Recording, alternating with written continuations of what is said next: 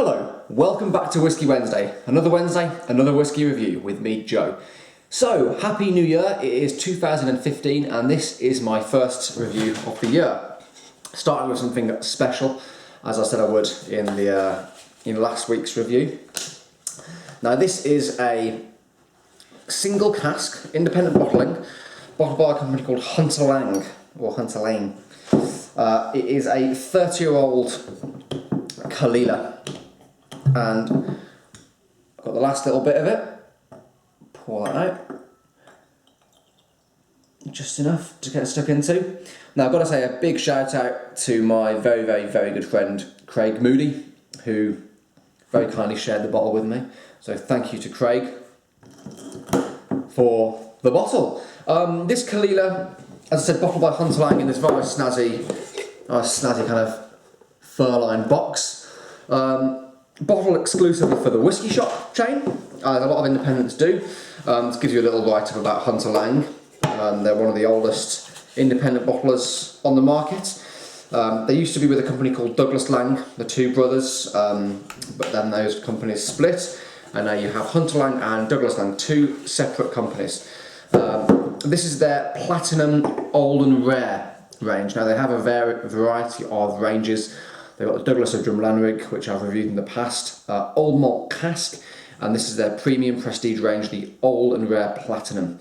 It tells you that it's one of 150 bottles ever produced. It tells you that it's 52.2% cask strength. It tells you the month of distillation in the year and the month and year of bottling. So it was distilled in 1984 in January and bottled 2014 in April. It's non-chill filtered, it's natural colour as you would expect, and it is a single cask. Now Caol Ila is the biggest Islay distillery, produces around about 6.5 million litres a year, most of which goes straight into the blends. But their single malt offerings are fantastic. I highly recommend seeking them out.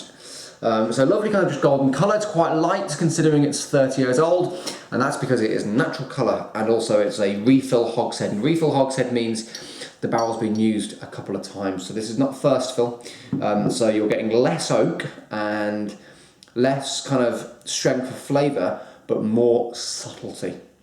And with older whiskies, you'll often find that they'll use refill hogsheads rather than first fill, because if you put whiskey into a first fill barrel for 30 years, it'll end up over oaked and it won't be very good.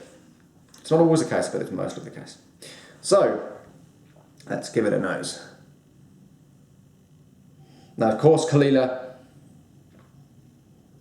is a peated whiskey. They do have some non-peated editions, but this is definitely peated. So on the nose, I'm getting like sweet mint. Definitely kind of a mint, almost like spearmint. You know the kind of spearmint chews you get? Sweet peat. So it's peaty, but there's a kind of a sweetness there.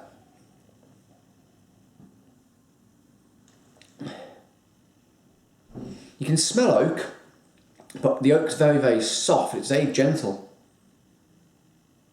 So there's that kind of, the oak's there, the vanillins are there, kind of slightly peppery. And as it's kind of opening up, getting a little bit more kind of iodine, that kind of medicinal note. Sea salt is definitely coming through. And there's a little bit of rhubarb as well, actually. Kind of that slightly earthy, vegetal rhubarb note.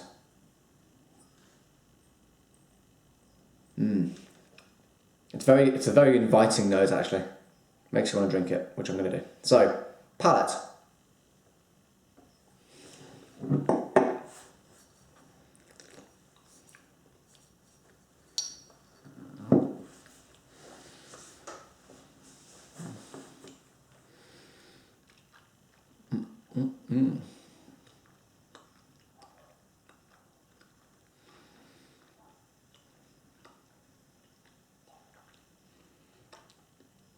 Okay, so that took a bit of time, but it is 30 years old. Wow.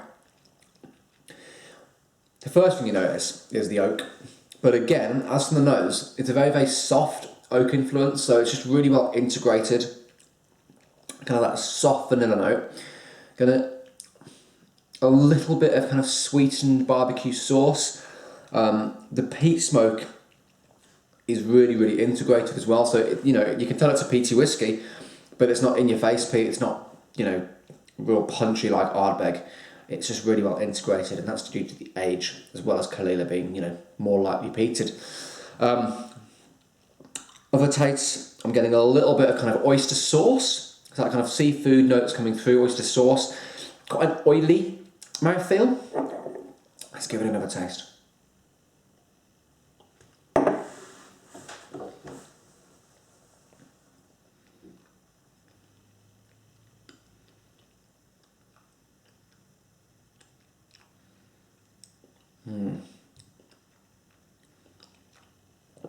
On the second taste, considering its cask strength, you know, it's 52.2%. Show you there, I should be able to pick that up. 52.2%. Considering that strength, it is really soft. It's very, very drinkable. I don't think that would need any water at all. And as you know, I don't add water in any of my reviews, so they're kept consistent. More oak comes through again. Getting a little bit of kind of grilled pineapple. Comes through a little bit of fruitiness. What else? Maybe a bit of sweet red pepper, actually. You know, the long sweet red peppers. Maybe a little bit of that.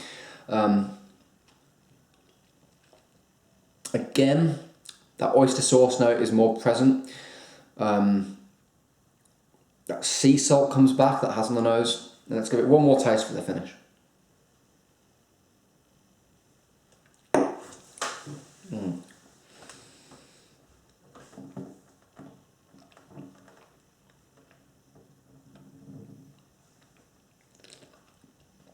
Now on the my final taste of the review, the finish, there's a lot more oak that comes through on the finish.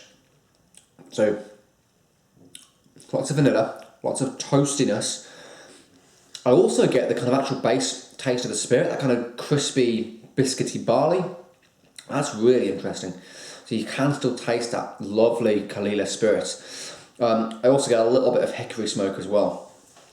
Score-wise, it's a bloody good whiskey, which, considering the price, it's about £350, so it's not cheap. Again, thank you very much to Craig Moody, the main man, for sharing the bottle. Score-wise, keeping that price in mind, that's got to be a solid 8.5 out of 10. If it was a little bit cheaper, it would probably be a 9, but I've always got to take price into consideration. Yeah.